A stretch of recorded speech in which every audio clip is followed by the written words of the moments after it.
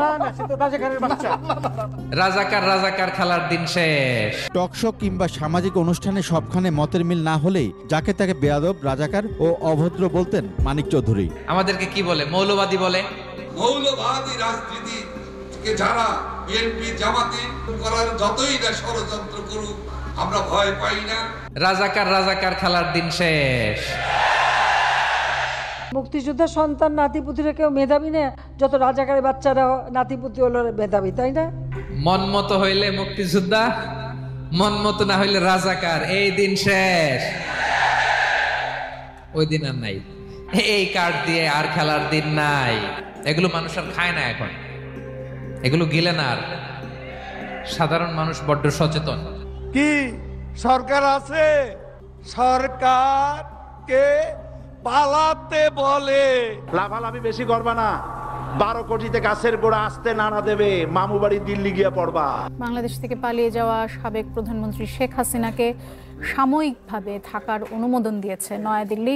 দেখেন, কালের বিবর্তনে, সময়ের আবর্তনে একই পরিক্রমা। আমাদেরকেও ট্যাগিং করে, আমাদেরকে মৌলবাদী বলে, ব্যাকডেটেড বলে, রাজাকার বলে, জঙ্গি বলে, যুদ্ধাপরাধী বলে। আছে না এরকম? ওয়াসবির আলা মা ইয়াকুলুন, নিজের সাথে মিলায় নেন। যা বলে ধৈর্য ধারণ করো। ওয়াহজুরহুম হাজরান জামিলা, জাস্ট ইগনোর দেম, ভালোভাবে ইগনোর করেন, খালাস, সালাম দিয়ে কেটে পড়েন। তাহলে প্রিয় ভাইরা, এই বিপদ আপদ আমাদের পিছু ছাড়বে না, পিছু ছাড়বে না। নবীদের পিছু ছাড়ে নাই, আমরা কোথায়? আমরা আর কি? বিপদ আমাদেরকে ধৈর্য ধারণ করতে হবে, মনোবল হারাইলে হবে না। দেখেন বিশ্বনবী কিভাবে আপনাদেরকে সান্ত্বনা দেয়। বিশ্বনবী বলেন, আজাবান লি আমরিল মুমিন, মুমিনের ব্যাপারটা বড় আশ্চর্যজনক। ফাইন্না আমরাহু কুল্লাহু লাহু খাইর, মুমিনের জীবনে যা ঘটে সবটাই খাইর, সবটাই কল্যাণ। ইন আসাবাতহু সাররাউ শাকারা ফাকানা খাইরাল্লাহ ওয়া ইন আসাবাতহু দাররাউ সাবারা ফাকানা খাইরাল্লাহ। মুমিনের জীবনে যদি সুখ আসে তাহলে মুমিন শুকরগুজার হয়, এটা তার জন্য ভালো। আর যদি মুমিন জীবনে দুঃখ আসে তাহলে সে সবর ইখতিয়ার করে, এটাও তার জন্য ভালো। সুবহানাল্লাহ। তাহলে দেখেন, আমরা হয় সুখে থাকি নয় দুঃখে থাকি, ঠিক কিনা বলেন? তাহলে সুখের সময় আমরা শুকর করি, কি করি? শুকরগুজার হই। শুকরিয়া করাও একটা ইবাদত, শুকরিয়া করাও কি? আর দুঃখের সময় আমরা সবর করি, সবর করাটাও একটা। তাহলে আমাদের পুরো জীবনটাই ইবাদত, পুরো জীবনটাই সুখের সময় শুকর আর দুঃখের সময় সবর।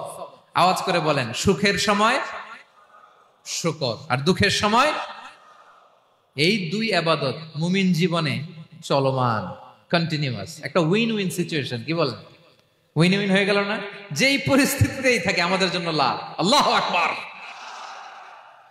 তাহলে প্রিয় ভাইরা, এটাই জীবনের বাস্তবতা। সবর আমাদেরকে ইখতিয়ার করতে হবে, হতাশ হওয়া যাবে না। অনেকে আমরা অল্পতে হতাশ হই। এই যে আমরা ধৈর্য ধারণ করছি, এর ফল পাচ্ছি না। দীর্ঘ 1.5 যুগ, 1.5 দশক ধরে ধৈর্য ধারণ করছেন না আপনারা? এখন মুক্তি, স্বাধীনতা, বিজয় এনে দিয়েছে কে? ধৈর্য ধারণ করুন। ধৈর্যের যে ফলাফল, এটা বড় মিষ্টি। ধৈর্য এমন একটা গাছ, এই গাছের সারা গায়ে কাটা, কিন্তু এর ফলটা বড় সুস্বাদু, এর ফলটা বড় মিষ্টি। ধৈর্য ধারণ করার অভ্যাস করতে হবে প্রিয় ভাইরা। মুমিন হতাশ হয় না, হাল ছেড়ে দেয় না। মুমিন ভরসা রাখে একজনের উপর, তিনি কে? লা তাইআসু মির রাউহিল্লাহ ইন্নাহু লা ইয়াইআসু মির রাউহিল্লাহি ইল্লাল কওমুল কাফিরুন। আল্লাহর রহ থেকে, রহম থেকে নিরাশ হয়ে যাও না। কাফির ছাড়া, অকৃতজ্ঞ ছাড়া কেউ আল্লাহর রহ থেকে, আশা থেকে নিরাশ হয় না। শয়তানের সবচেয়ে বড় মিশন হলো আমাদেরকে হতাশ বানানো, এটা খেয়াল রাখবেন। শয়তানের সবচাইতে বড় মিশন কি? আমাদেরকে হতাশ করে দেয়া। হতাশ বানাইতে পারলে সে সাকসেসফুল, খুশি। কিন্তু আমরা এত সহজে হতাশ হই না, আমরা নিরাশ হই না, আমরা বিপদে হাল ছেড়ে দেই না। আমরা ভরসা রাখি এক মহান সত্তার উপর, তিনি কে? মনে থাকবে? বিপদ আসলে ভেঙে পড়বেন, ভিসা না হইলে কান্নাকাটি শুরু করবেন, ব্যবসায় লস হইলে হাউমাউ, দেশ থেকে কোনো দুঃসংবাদ আসলে হতাশ হবেন। ভেঙে পড়বেন? ধৈর্য ধারণ করব আমরা। আওয়াজ করে বলেন, আমরা কি করব? সবর। বিপদ ট্যাকেল দেওয়ার প্রথম স্টেপ হচ্ছে সবর। ধৈর্য ধারণ করতে হবে। অবশ্যই সাবিরিন, ধৈর্যশীলদেরকে সুসংবাদ দাও। বিপদ থেকে বাঁচার দ্বিতীয় স্টেপ হচ্ছে এই বিপদ থেকে উত্তরণের চেষ্টা করতে হবে। কন্টিনিউয়াস প্রচেষ্টা চালিয়ে যেতে হবে। ওয়াল্লাযীনা জাহাদু ফিনা লানাহদিয়ান্নাহুম সুবুলানা, যারা আমার রাস্তায় চেষ্টা করে, প্রচেষ্টা করে, স্ট্রাগল করে, তাদেরকে আমি পথ দেখিয়ে দেই, সুবুল দেখিয়ে দেই, ওয়ে আউট দেখায় দেই, এক্সিট দেখায় দেই। কোথাও আটকাবেন না আপনি, আপনাকে এক্সিট দেখায় দিবে কে? মালয়েশিয়াতে কেলুয়ার বলে না? কেলুয়ার কি বলে চিনেন? কেলুয়ার মানে কি? এক্সিট। এক্সিট পেয়ে যাবেন, আটকাবেন না আপনি জীবনে কোথাও। 3 নাম্বার, আল্লাহর উপর তাওয়াক্কুল করতে হবে বিপদ আসলে। ওমাইয়া তাওয়াক্কাল আলাল্লাহি ফাহুয়া হাসবুহ, আল্লাহর উপর যে তাওয়াক্কুল করে আল্লাহই তার জন্য যথেষ্ট হয়ে যায়। তাহলে বিপদে প্রিয় ভাইরা আমরা প্যানিক হব না, ধৈর্য ধারণ করব, বিপদ থেকে উত্তরণের সর্বোচ্চ প্রচেষ্টা চালিয়ে যাব, আর ভরসা রাখবো একজনের উপর, তিনি কে? আর বিপদ আসলে এটাকে নেগেটিভলি নেবেন না সবসময়। বিপদ আপদ এটা অনেক পজিটিভ ভালো জিনিস আমাদের জীবনে বয়ে নিয়ে আসে। শাইখুল ইসলাম ইবনু তাইমিয়া আলাইহি রাহমা উনি বলতেন, খুব দামি কথা, খুব হেভি ওয়েট কথা, মনোযোগ দিয়ে শুনুন। তিনি বলতেন, যে নেয়ামত তোমাকে আল্লাহ থেকে দূরে সরায়, ওই নেয়ামতের চেয়ে বিপদ ভালো যে বিপদ তোমাকে আল্লাহর দিকে ধাবিত করে।